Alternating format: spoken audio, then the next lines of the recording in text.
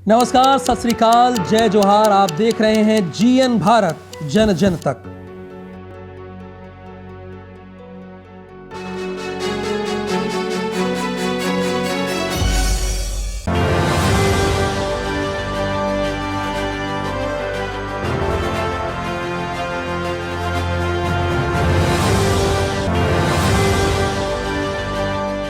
कार्तिक बाबा हमार खाली ससुर नहीं रहे, उके हम अपन गुरु भी मानत रहे, हमार प्रेरणा स्रोत। कार्तिक बाबा का भीतरे समाहित है लीडरशिप का 3 क्वालिटी। यहाँ तो मुखिया बहन के 5 साल में बिल्डिंग ठोक लेना है ना, उकर घर के कार्तिक बाबा का घर के जाएंगे लीडर टूलिंग में जाएंगे देखो। समाज ले उकर कमिटमेंट, उस समाज ले जिलक और समाज ले मत। आई विश कि अगर वो चीफ मिनिस्टर होतला, जिंदा रहतला, और ये स्टेट का हालत कोई और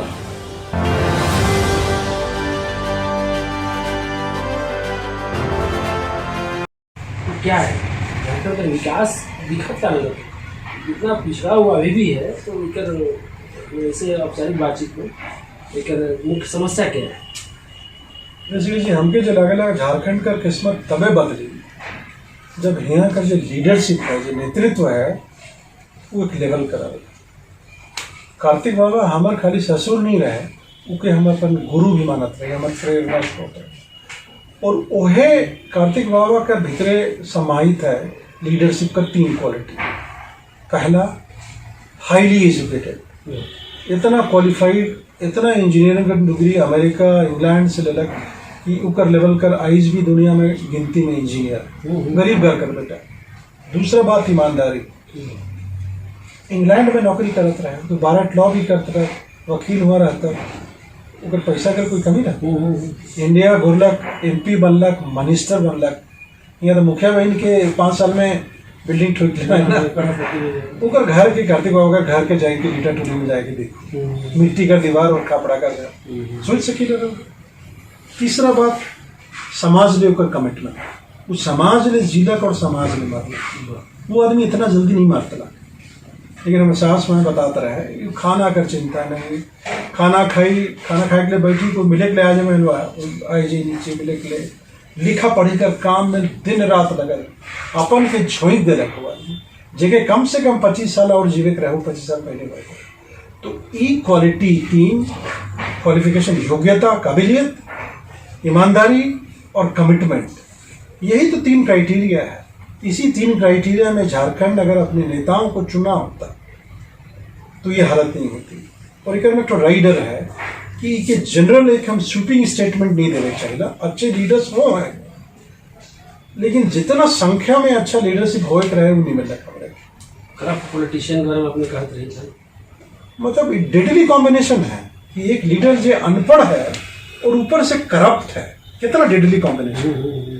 पढ़ा लिखल रहता है, कुछ काम करता है, तो ऊपर छोटा मोटा करप्शन के ओवरलुक कर ही सकता है, लेकिन अनपढ़ है, कोई जानकारी नहीं है और वो करप्शन में लिप्त है, वो तो बर्बादी करेगी। तो एक सवाल जो बार बार पूछा जा रहा है हमसे कि झारखंड आपको लगता है कि इतने साल के बाद, बनने के बाद, 20 साल के बाद, क्या उस जगह पे पहुंचा है जहाँ पे आप सोचते हैं? हम कहें ना, बिल्कुल नहीं। और हर एक का आदमी का एक्सपेक्टेशन, हर एक झारखंडी का एक्सपेक्टेशन हो एक चाहिए कि स्टेट मेरा पंजाब के जैसा हो, हरियाणा के जैसा हो एक चाहिए। लेकिन हमने तो कहे थे यार पंजाब हरियाणा के जैसा ना ही हो, महाराष्ट्र के जैसा। झारखंड के हमारे पुरखा लोग, जो लोग स्ट्रगल करके स्टेट को बनाया, उनका जो सपना था वो तो कम से कम सपना तक पूरा हो, वो अभी तक नहीं पहुंचा। उनके में लीडरशिप एक बहुत बड़ा कमजोरी है और फैक्टर्स है। मतलब कुल मिला के है कि कार्तिक बाबा का जो संकल्पना रहे समाज के लेके, तो उनका रास्ता पे चलन से ही राज्य का विकास है। बिल्कुल बिल्कुल। आई विश कि अगर वो चीफ मिनिस्टर होतला, जिंदा रहतला, और ये स्टेट का हालत कोई और होता। पंजाब का एक चीफ मिनिस्टर होता है, पहला चीफ मिनिस्टर प्रताप सिंह कैरो, वो कहते रहे कि झारखंड अगर हमको मिल जाए तो हम झारखंड में इतना खजाना है यहाँ की हम सोने की रेल बिछा देंगे। से बड़ा प्रताप सिंह कैरो कहा। तो पंजाब में लीडरशिप और सब अवेयरनेस पंचायत का लगा, तो कई इशू हो सके ना, लेकिन एक लीडरशिप मेजर इशू। नमस्कार, मैं हूं दिव्या रानी और आप देख रहे हैं जीएन भारत। झारखंड भाजपा के कद्दावर नेता, समाज सुधारक व पूर्व आईपीएस अधिकारी रहे डॉक्टर अरुण उरांव जी को भारत सरकार ने कोल इंडिया कंपनी की एक बड़ी जिम्मेवारी सौंपी है। भारत सरकार के द्वारा बड़ी जिम्मेवारी मिलने के बाद जीएन भारत के एडिटर एंड चीफ ऋषिकेश मिश्र व डॉक्टर अरुण उरांव से लंबी बातचीत की। उन्होंने यह भी बताया कि कार्तिक बाबा के सपनों का झारखंड कैसा होगा। तो आइए हम आपको सीधे ले चलते हैं डॉक्टर अरुण उरांव के रांची पैलेस, जहां एडिटर एंड चीफ ऋषिकेश मिश्र व डॉक्टर अरुण उरांव के साथ हंसी ठहाकों के बीच कुछ अनछुए पहलू। दिल्ली में मुझे प्रिविलेज मिला भारत के पूर्व 4 प्रधानमंत्री की मेडिकल टीम में नौकरी करने का। राजीव गांधी जी से लेकर चंद्रशेखर जी, नरसिम्हा राव जी, वीपी सिंह, उनके मेडिकल टीम में रहा। राजनीति एक बड़ा प्लेटफॉर्म, एक्टिव पॉलिटिक्स, जिस पे आप ज़्यादा लोगों के लिए ज़्यादा काम कर सकते हैं। तो दूसरा धोनी क्यों नहीं झारखंड से निकल रहा है, जबकि खेल प्रतिभाओं का यहाँ भंडार पड़ा हुआ है? शिद्दत से मोदी जी ने काम किया, वो मुझे बहुत प्रभावित कर रहा है और मुझे बेहद खुशी, और हमेशा मैंने ज़िंदगी के तमाम फैसले बड़े अपने माँ और पिताजी से पूछ कर ही किया और मुझे बेहद खुशी, और हमेशा मैंने ज़िंदगी के तमाम फैसले बड़े अपने माँ और पिताजी से पूछ कर ही किया। इतना बड़ा घपला, इतनी बड़ी धोखाधड़ी, बेईमानी झारखंड के युवा अभ्यर्थियों, छात्रों के साथ, इसको तो ईश्वर भी माफ़ नहीं करें।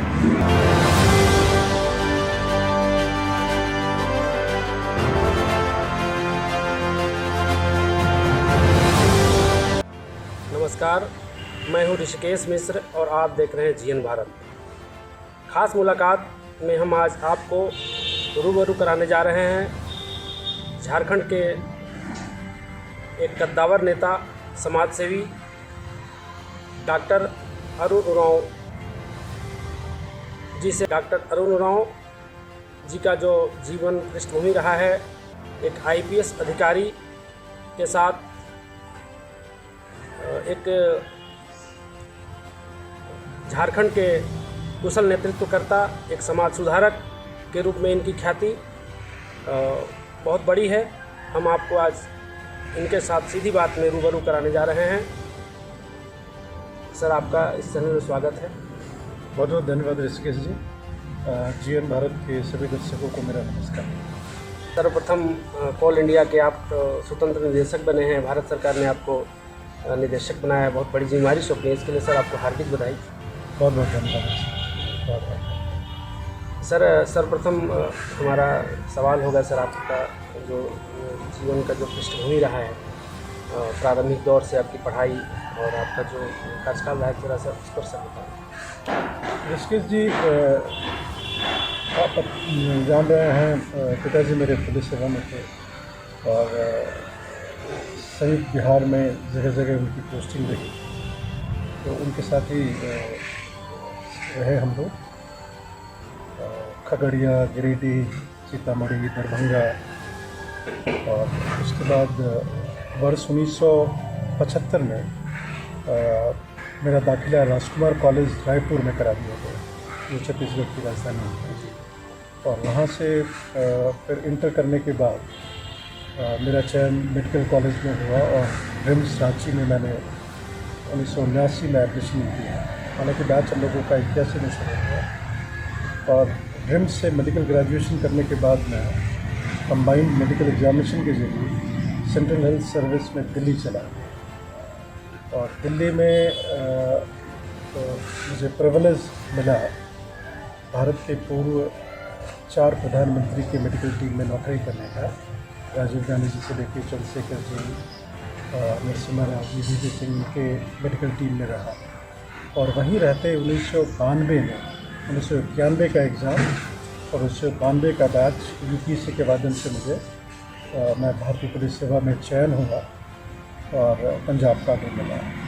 और 1992 से लेकर के 2014 तक मैंने भारतीय पुलिस सेवा की नौकरी की और मैं खुशकिस्मत हूँ कि मुझे इस दौरान अपने गृह राज्य में भी काम करने का मौका मिला।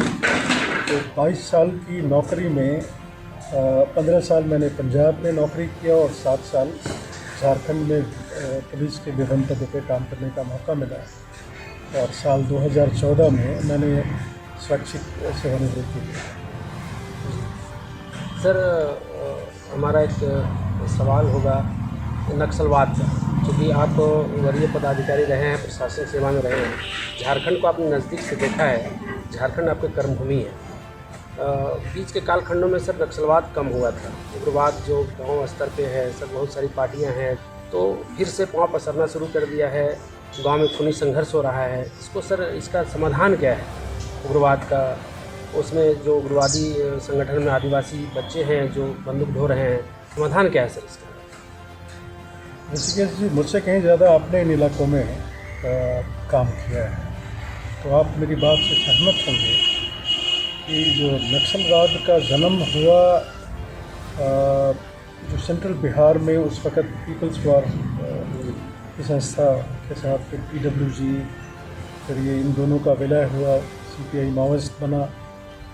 तो नक्सलवाद के जन्म के पीछे उस इलाके का पिछड़ापन, उस इलाके की गरीबी और उस इलाके में रहने वाले युवाओं की बेरोज़गारी से जुड़ा है, विकास का भी मुद्दा है। और इसी विषय पे, इसी मुद्दे पे नक्सलवाद का पैर पसरा झारखंड में भी। और 2013 तक जब मैं सेवा में था झारखंड में, तब और शुरुआती दिनों में जब मैं झारखंड में 2001 के करीब आया था डिप्यूटेशन में, तब की नक्सलवाद और अब के नक्सलवाद में काफ़ी फ़र्क आ गया है। जहाँ उस वक़्त मुद्दे को लेकर के ये नक्सलवाद पैर पसार रहा था और जो गरीब ग्रामीण थे, जो जंगल पहाड़ में बिहार इलाके में रहने वाले, जहाँ विकास की किरणें पहुँची तक नहीं थी, वहाँ उनको सपोर्ट था ग्रामीणों का। लेकिन धीरे धीरे जैसे कंट्रोल करने के लिए, नक्सलवाद को कंट्रोल करने के लिए केंद्र सरकार और राज्य सरकार मिल के योजनाबद्ध तरीके से और फोर्स का विस्तार हुआ। बड़ी संख्या में CRPF की बटालियन का डिप्लॉयमेंट किया गया। जो पुलिस सिर्फ थाने तक रहती थी वो जंगल और बिहड़ में जाने लगे, कैंप बनने लगे बिल्कुल बिहड़ जंगल के अंदर में। तो सिक्योरिटी फोर्सेस के बढ़ते प्रभाव के चलते ये फिर दबाव के चलते ये थोड़ा कमज़ोर होना शुरू हो गया। आपने जिक्र किया कि पिछली सरकार में काफ़ी हद तक नक्सलवाद कंट्रोल हो गया था, ये सही है। और इसके साथ साथ सिर्फ सिक्योरिटी फोर्सेस का ही प्रभाव नहीं था। जो उस वक़्त की स्ट्रैटेजी थी कि पहले इस इलाके को लिबरेट करो मतलब नक्सलवाद से मुक्त करा के उस इलाके में ज़ोरदार तरीके से उस इलाके का चहुमुखी विकास हो और विकास गांव घर तक पहुंचे, ताकि वहां के रहने वालों को ऐसा महसूस नहीं हो कि भी विकास की किरणें हमारे पास नहीं पहुंची। जो उन जंगल पहाड़ों को अच्छे से समझते थे, वहाँ के रहने वालों की भाषा बोलते थे, ये एक बहुत बड़ा असर पड़ा सिक्योरिटी फोर्सेस, पुलिस की ताकत को बढ़ाने में। और इसी वजह से सूचनाएं भी ज़्यादा मिलने लगी, ऑपरेशन ज़्यादा सटीक होने लगे। ये कई रीज़न थे और विकास की उस इलाके में पाँव पसारने लगा। तो इस वजह से नक्सलवाद काफ़ी हद तक कंट्रोल हुआ। ग्रामीण हैं, वहाँ के रहने वाले युवा हैं, उनको लगने लगा कि भाई गैर कानूनी काम करना के बजाय रोज़गार ढूंढो, काम करो, जिसकी उम्मीद जग रही। सर भारत सरकार ने आपको एक बड़ी जिम्मेवारी सौंपी है और उसके आप स्वतंत्र निदेशक बने हैं, तो सर इन कार्यों का निर्वहन कैसे करेंगे सर, और आपका कार्यक्षेत्र कौन कौन सा है?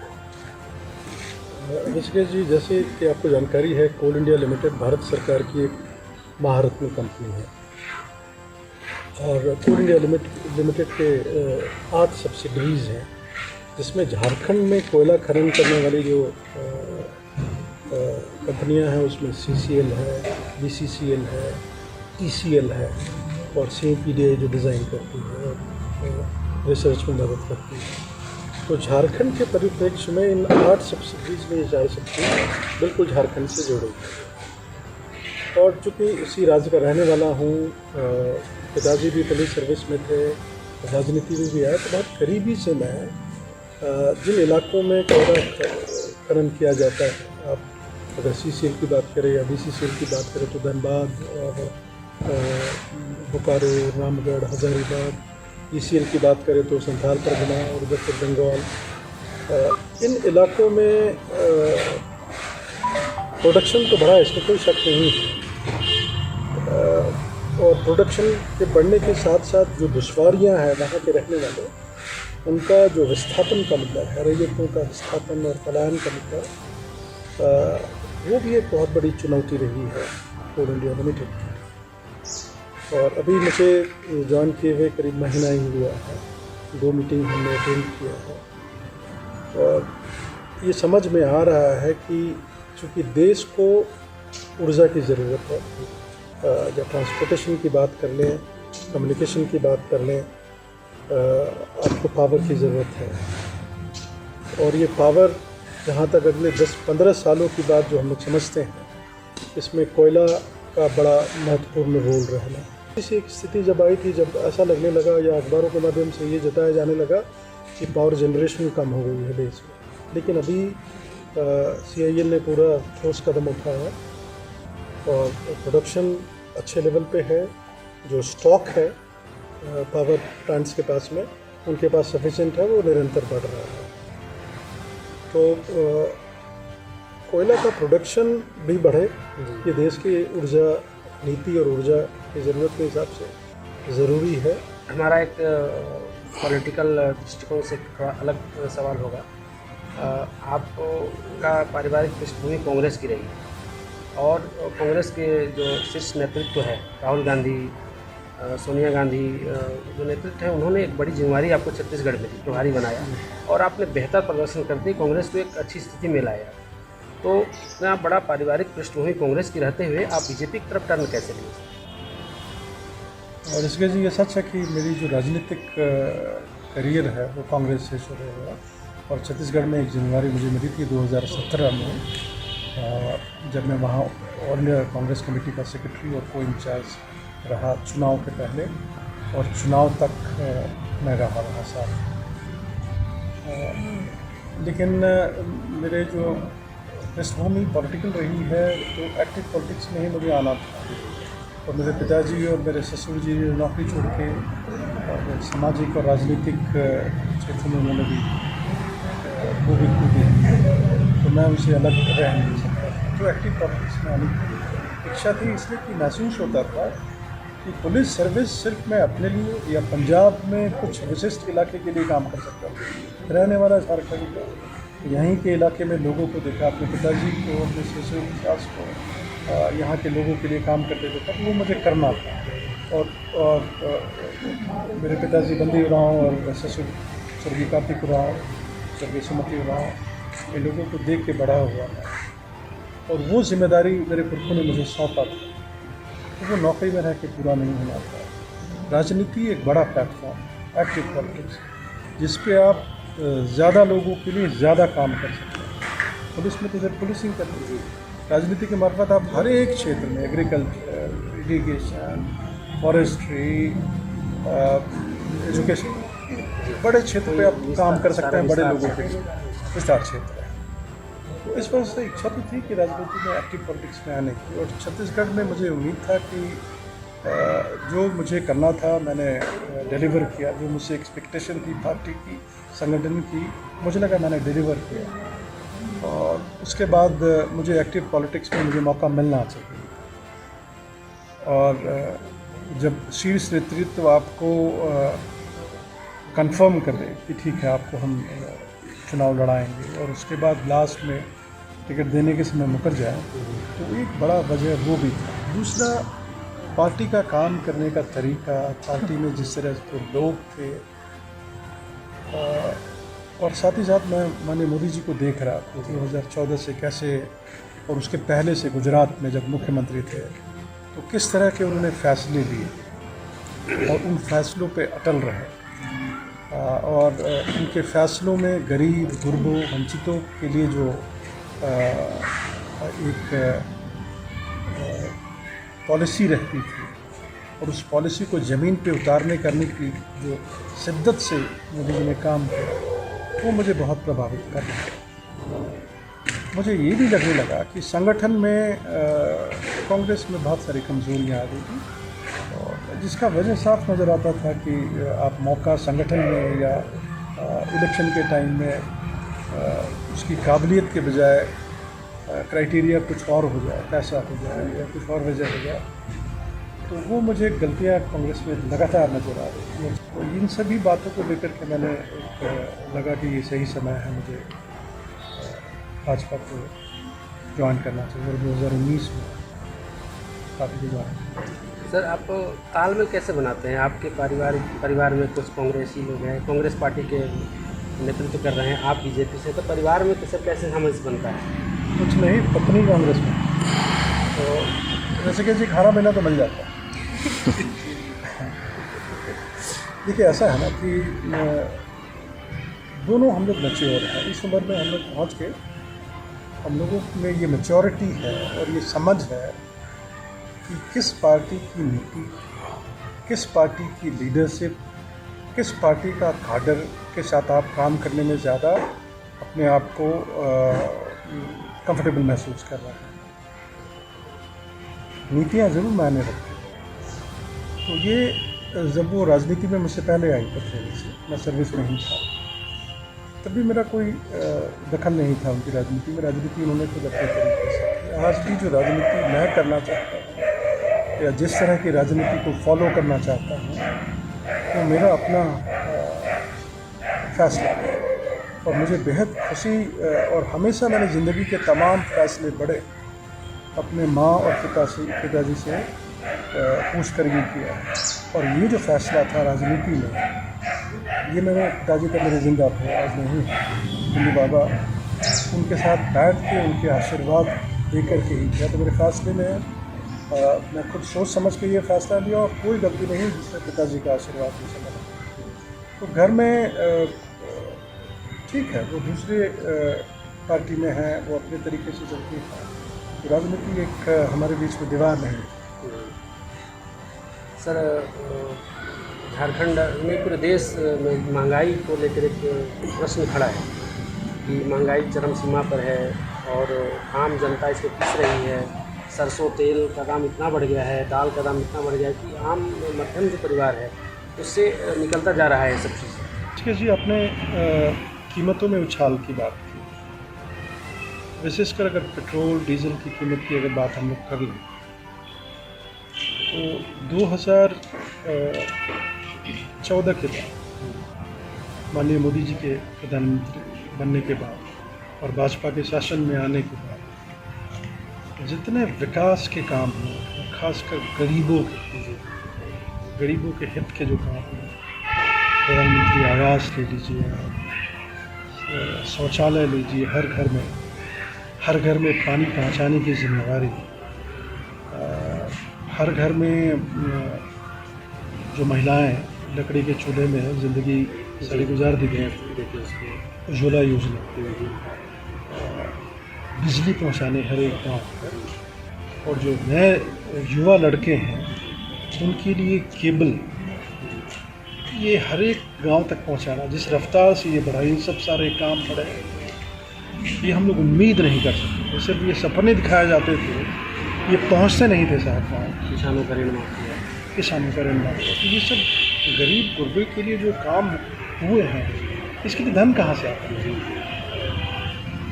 तो ये धन तो जो सक्षम लोग हैं, जिनके पास पैसे हैं, उनको थोड़ा सा, उन गरीबों को थोड़ा ऊपर लाने के लिए कंट्रीब्यूट करना है।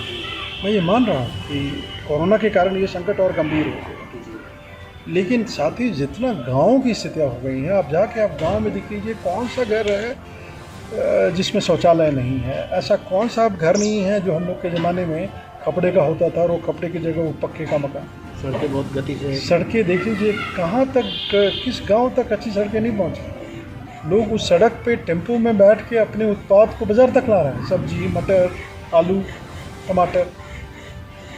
उनकी इनकम बढ़े, विकास का दर जो है, तो ये अब गांव में दिखने लगा है, जो दिखता नहीं था, सिर्फ भाषणों में सुनाई पड़ता था। तो ये खर्च राशि कहीं से तो आनी थी, ये राशि वहाँ से आई है। सर आप खेल के प्रति काफ़ी आपकी रुचि रही है, और इससे जुड़ा एक सवाल है और झारखंड सरकार जो मौजूदा सरकार है खेल के प्रति बहुत आकर्षण नहीं है, तो दूसरा धोनी क्यों नहीं झारखंड से निकल रहा है जबकि खेल प्रतिभाओं का यहाँ भंडार पड़ा हुआ है? जैसे कि जी आपने बिल्कुल सही सवाल किया है। झारखंड न सिर्फ खनिज पदार्थों के लिए जाना जाता है कि यहाँ कोयला मिलता है, यहाँ लोहा मिलता है, जो भी मिनरल का नाम लीजिए मिलता है, बल्कि ये धरती एक से एक बड़े खिलाड़ी को पैदा किया है। स्कूल से ही निकलते हैं ना, और उसके बाद उसको एक प्लेटफॉर्म देना, जब लड़के जवान हो जाए तो उनको उस खेल से नौकरी मिल जाए। कोई भी माँ बाप नहीं चाहेगा कि उसका बेटा सिर्फ खेलते ही रहे, और उस खेल से अगर वो कमाने लगे, जैसा धोनी, तो क्रिकेट की बात अलग है, लेकिन दूसरे खेल की भी बात कर लीजिए, फुटबॉल, हॉकी, एथलेटिक्स की, माँ बाप को लगे कि खेल के वो अपना घर बार चला सकता है, कहीं नौकरी उसको मिल सकता है, तो वो उसको प्रोत्साहन दे। फिलहाल में जेपीएससी का भी विवाद आ गया है, आज कोर्ट में संज्ञान भी लिया उस विषय को लेकर। जेपीएससी वो संस्था है जो इस राज्य को वो अधिकारी का वर्ग देता है जो संख्या में सबसे ज़्यादा, IAS IPS की संख्या इतनी ज़्यादा नहीं होती। ब्यूरोक्रेसी को, एडमिनिस्ट्रेटिव सिस्टम को सपोर्ट करने वाली जो बड़ी ताकत है वो जेपीएससी के माध्यम से, चाहे पुलिस हो, सिविल हो, अलग अलग सर्विसेज। एक सेंटर के एक लाइन से एक कमरे के 40-50 बच्चे क्वालिफाई करते हैं, और जब पहली बार सरकार के नोटिस में आई तो इन्होंने उसको गंभीरता से, जो काम सरकार को करना है, जो जेपीएससी के बेचारे अभ्यर्थी करना है, वो जब प्रूफ ला के दिए तब पता चला कि वो 40 बच्चे जो क्वालिफाई किए हैं उनका उम्र सीट तक जाए। इतना बड़ा घपला, इतनी बड़ी धोखाधड़ी, बेईमानी झारखंड के युवा अभ्यर्थियों, छात्रों के साथ, इसको तो ईश्वर भी माफ़ नहीं करे। ये कोर्ट और पुलिस तो बहुत छोटी अदालत थी, लेकिन ये कब जाके ये ठीक होगा, कब जाके इस पे एक्शन होगा, जो रिस्पॉन्सिबल हैं उन पे कब गाज गिरेगी। ये इसलिए हो रहा है कि जब पहली जेपीएससी के एग्जामिनेशन में जो गड़बड़ियाँ पाई गई, ये आदत इनकी इसलिए बढ़ी, जेपीएससी के जो भी मुलाजिम हैं नीचे से लेके ऊपर तक के, उन पे टाइमली एक्शन नहीं हुआ, करेक्टिव मेजर्स लिए नहीं गए, और बार बार ये देखने के बाद भी कि जेपीएससी से जुड़े वो लोग जो लोग खुद ईमानदार नहीं हैं, बेईमान हैं, उन लोगों को दोबारा कैसे मौका दिया जाए। ये बहुत बड़ा फेलियर है स्टेट गवर्नमेंट। सर लास्ट में हमारा अंतिम सवाल होगा, कार्तिक बाबा का सपना, झारखंड ही नहीं पूरे देश के प्रेरणा स्रोत, आदिवासी महान समाज सुधारक कार्तिक बाबा का जो सपना था शिक्षा को लेकर, और आपने सर रात्रि पाठशाला, दिखने बहुत छोटा दिखता है सर, लेकिन एक अद्भुत अनुष्ठान, अद्भुत यज्ञ है। मैंने भी देखा, कई बार कवरेज करने का मौका मिला, मैं बहुत प्रभावित हुआ आपकी इन पुण्य कार्यों से। मैं कह नहीं सकता हूँ मैं कितना प्रभावित हुआ। तो वो बच्चे जिनके यहाँ खाना नहीं है, कपड़ा नहीं है, किताब कॉपी नहीं है, आप उनके बीच पहुँच के रात्रि पाठशाला चला रहे हैं, एक कल्पना आपके मन में कैसे आया और इसको कैसे आप रूप दे रहे हैं विस्तार में? 2014 में जब मैं वॉलंटरी रिटायरमेंट लेके अपने इसी घर में लौटा, तो मैं हर एक शनिवार इतवार को गरीब बच्चों को पढ़ाया करता था, जिसमें मांडर के इलाके के भी बच्चे आते थे, बेड़ू से भी आते थे, और छुट्टी के दिन पढ़ाता था। तो उसी दौरान फिर मुझे जब उन बच्चों जिन्होंने ग्रेजुएशन किया था, जो इंटर कर रहे थे, कुछ लोग पीजी कर रहे थे, उन बच्चों का स्तर को जाना समझा, तो फिर मुझे लगा कि ये बीमारी फायर फाइटिंग का काम नहीं कि आग लगे और पानी फेंके, ये तो आपको जड़ में जाना पड़ेगा नीचे। जब नर्सरी के बच्चे, क्लास 1 के बच्चे, उनको जब तक एक गुणवत्तापूर्ण हम शिक्षा नहीं देंगे, ये उम्मीद करना कि हर घर से इंजीनियर डॉक्टर निकले, ये सपना ही बेमानी। 5वीं 6वीं के बच्चे जो सरकारी स्कूल में पढ़े, खासकर ग्रामीण इलाकों के, इन बच्चों के सोच के रखें कि मेरा बेटा इंजीनियर बने, हमारा बेटा डॉक्टर बने, कैसे बनते? और इसके बाद फिर हमने समझा कि जो ग्रामीण स्कूल है, गांव के जो स्कूल है, क्योंकि हमारे के समृद्ध कर सरकारी स्कूल पढ़ाई कर स्तर के बढ़ाई में सफल है। इसलिए हमारे दिमाग में आला कि गाँव कर पढ़ल लिखल छोड़ा, और इतना पैसा भी हमारे के पास नहीं रहा है कि कोई स्कूल खोल देवे, टीचर के लाइन देवे, बड़ा टीचर के बड़का बिल्डिंग बना दे, अच्छे हमारे के पास नहीं रहा संगठन के पास। तो डिसाइड हमने कर ली कि भाई गाँव कर धुमकुरिया, गाँव कर सामुदायिक भवन, अगर कुछ नहीं तो अपन घर का आंगन में जे गांव कर छोड़ा छोड़ी मैंने कॉलेज जाता है, वो मन अपन गांव कर छोट छवा बालक छवा मैया के बाबू के वो मन पढ़ाई शुरू करना। तो से ले गाँव कर पढ़ल लिखल छोड़ा मन के इस्तेमाल कर ली, सामान भी, घर भी सामुदायिक भवन के, और के पढ़ाई जे मन पढ़ात रहे शिक्षक जगह हमें चुन ली, क्योंकि हम यहाँ ट्रेनिंग दे रहे हैं हर एक महीना 1.5 महीने, और हमारे साथ ही ना जब सर्विस में भी ना है, जो हमारे डॉक्टर मेडिकल कॉलेज का छात्र, कुछ प्राथमिक शिक्षक संकर साथी मन हमारे ट्रेनिंग दे रहे लगली छोड़ा मछोड़ी में कि कैसे पढ़ाना है, मैथ्स का डर, साइंस के प्रति इंटरेस्ट, इंग्लिश सिखाना, खेल के, हाँ खेल के, नाइट्स के, कैसे गीत करके। तो मैथ्स से क्या डराइला हमें, तो मैथ्स का सवाल मास्टरे कमज़ोर रहत रहे, कोनो सवाल पूछ रहे तो मार बेत से हमरे कर पीठ के लाल कूद देवत रहे, तो मैथ्स का डर तो कहियो नहीं देना। लेकिन वह मैथ के आटा गुली से खेल कर चलते अगर कोई सिखा बोले तो बच्चा इंटरेस्ट है। तो ऐसे तरीका हमारे छोड़ा मन के शिक्षक बन के सीखना। ये तो बेसिक बात रहे, लेकिन अल्टीमेट एम का रहे रात्रि पाठशाला का कि हमारे कर गाँव का रौर गाँव का आज के हमारे बैठक बंद के गाँव से ही दिन बैठेला, जो दिन कोई मरगी होला, जोन दिन कोनो शादी होएला, कौन दिन नवा जन्म होला, और पूरा गांव जुटाए ना, खाए ना, पिए ना, गीत गावे ना, और शांत के हुए के चाहिए सामाजिक के कोई कंस्ट्रक्टिव बात नहीं होएगा।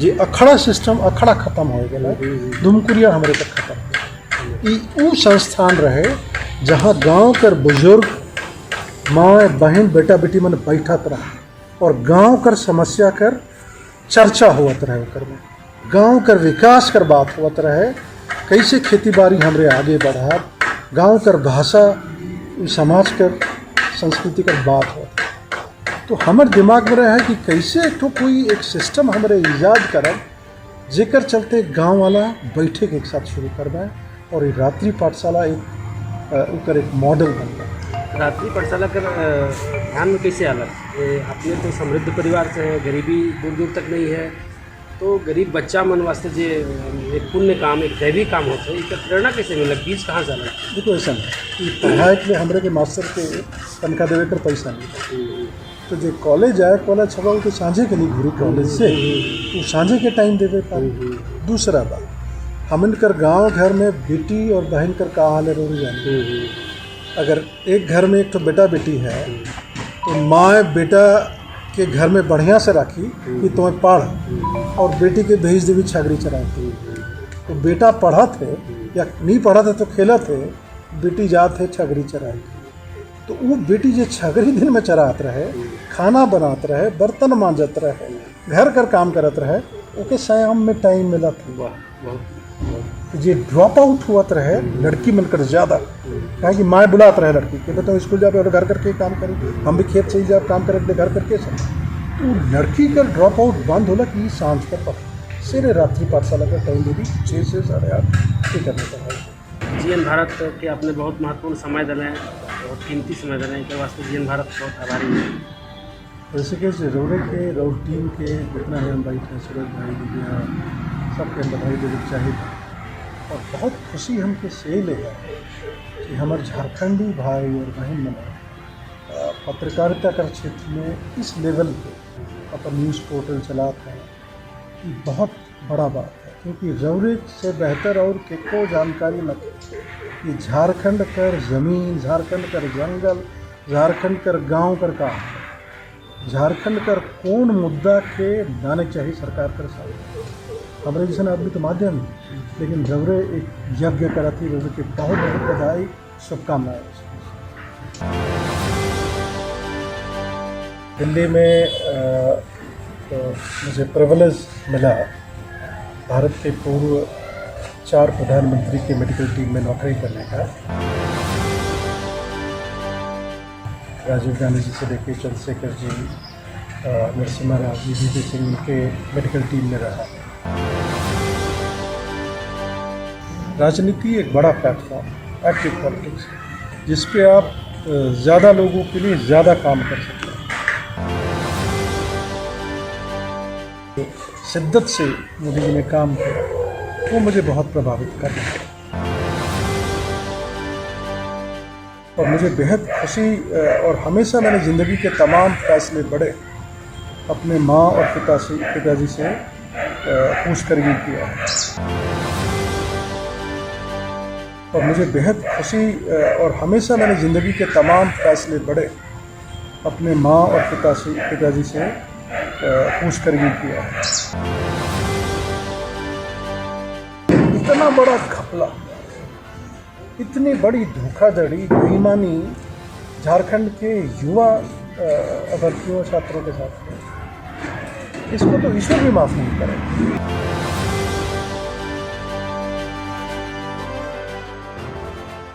अगर आपको ये हमारा वीडियो पसंद आया हो तो लाइक करें, हमारे चैनल को सब्सक्राइब करें और जुड़े रहें जीएन भारत के साथ। धन्यवाद।